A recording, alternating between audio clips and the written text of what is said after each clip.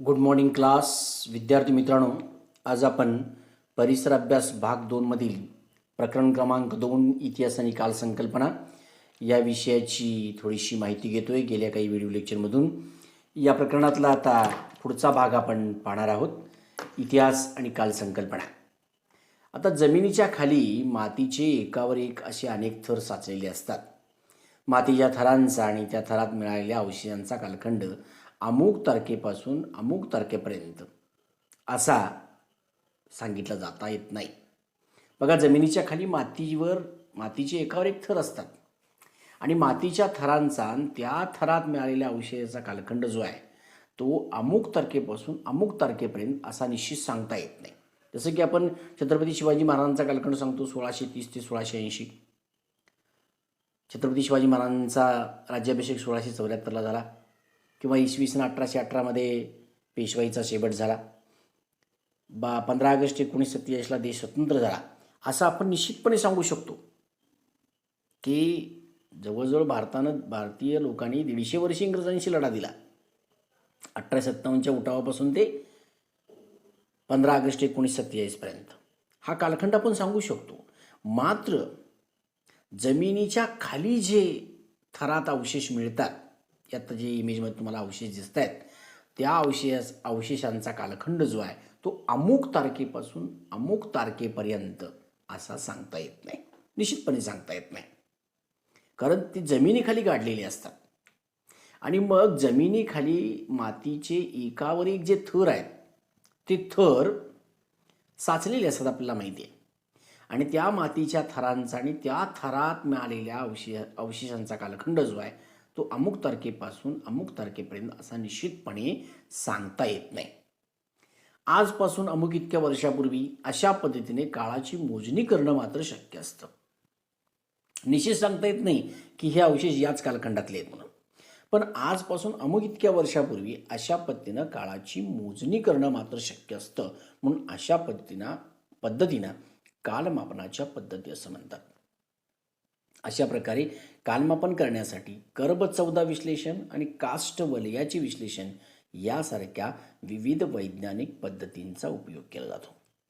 म्हणजे मातीच्या खाली जे अवशेष सापडतात, मातीचे अनेक थर आहेत जमिनीखाली, तर त्या अवशेषामध्ये जे अवशेष सापडतात, मग हाडं सापडत असतील, कुठली भांडी सापडत असतील, अन्य काही सापडत असेल, हाडांचा सांगाडा सापडत असेल, त्या अवशेषांचा कालावधी अमुक वर्षापासून अमुक वर्षापर्यंत असं निश्चितपणे सांगता येत नाही. आजपासून अमुक इतक्या वर्षापूर्वी अशा पद्धतीनं काळाची मोजणी करणं मात्र शक्य असतं. म्हणजे हे जे सांगाडे सापडले किंवा हे जे अवशेष सापडले ते अमुक इतक्या वर्षापूर्वी आहेत, इतक्या वर्षापूर्वीचं एवढं सांगता येतं. आणि त्यासाठी ज्या पद्धती वापरल्या जातात त्यांना कालमापन पद्धती म्हणतात. ह्या वैज्ञानिक पद्धती आहेत आणि अशा 2 प्रकारच्या पद्धती आहेत. त्याचं पहिलं पद्धत आहे कर्ब 14 विश्लेषण पद्धत आणि दुसरी पद्धत आहे कास्ट वलयाचे विश्लेषण पद्धत. या 2 वैज्ञानिक पद्धतींचा उपयोग जमिनीच्या जे थर आहेत, जमिनीखाली गाडलेले जे अवशेष आहेत, त्या अवशेषांचा कालखंड मोजण्यासाठी केला जातो. कालमापनाच्या आधारे अवशेष आणि ज्या थरात ते सापडले ते मातीचे थर किती वर्षापूर्वीचे आहे ते समजलं की त्यांचा काळ ढोबळमानाने निश्चित करता येतो. उदाहरणार्थ, एखादे मातीचं भांडं 5000 वर्षापूर्वीचं आहे असा निष्कर्ष कालमापन पद्धतीच्या आधारे निघाला तर असं म्हणता येतं की त्या भांड्याचा कालखंड इसवी सन पूर्व सुमारे 3000 वर्षे इतका आहे. आणि त्याच्या आधारे ज्या संस्कृतीचे ते भांडं निगडीत आहे त्या संस्कृतीचा कालखंड इसवी सन पूर्व सुमारे 3000 वर्षे इतका असं सांगता येतं. बघा, कालमापनाच्या आधारे ते अवशेष ज्या मातीच्या थरात सापडले ते मातीचे तर किती वर्षापूर्वीचे आहेत हे कळालं. हे ढोबळमानाने निश्चित करता येतं. हे समजलं की त्यांचा काळ निश्चित करता येतो. जमिनीचे थर किती वर्षापूर्वीचे आहेत त्यावरून त्या जमिनीच्या थरात जी भांडं सापडलं किंवा जे अवशेष सापडले त्याचा कालखंड निश्चित करता येतो. उदाहरणार्थ, एखादं मातीचं भांडं आहे ते 5000 वर्षापूर्वीचा असा निष्कर्ष कालमापन पद्धतीच्या आधारे निघाला तर त्या भांड्याचा काळ इसवी सन पूर्व सुमारे 3000 वर्षे इतका आहे. आणि ते ज्या संस्कृतीच्या आधारे ती भांडी निगडीत आहे त्या संस्कृतीचा काळ इसवी सन पूर्व सुमारे 3000 वर्षे इतका सांगता येतो. जे एखादं मातीचं भांडं 5,000 वर्षापूर्वीचा असा निष्कर्ष कालपद्धतीचा आधार निघाला तर असं म्हणता येतं की त्या भांड्याचा कालखंड इसवी सन पूर्व सुमारे 5,000 वर्ष इतका आहे आणि त्या आधारे ज्या संस्कृतीचं भांडं निगडीत आहे त्या संस्कृतीचा कालखंडसुद्धा इसवी सन पूर्व सुमारे 5,000 वर्ष इतका आहे असं सांगता येतं. म्हणजे ज्या मातीच्या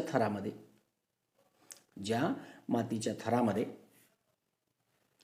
ते भांडं तो अवशेष सापडलेलं आहे त्या थराचा कालखंड माहीत झाला की बाबा या मातीच्या थर साधारणतः एक 5,000 वर्षापूर्वी आहे, यात आपल्याला भांडं सापडलं आहे किंवा एखाद्या व्यक्तीचा हाडाचा सांगाडा सापडलेला आहे, तर त्यावरून असा निष्कर्ष काढता येतो की मातीचा थर 5,000 वर्षापूर्वीचा आहे.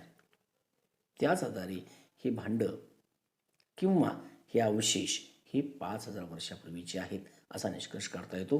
पुढील भाग आपण पुढच्या तासाला पाहूया. धन्यवाद.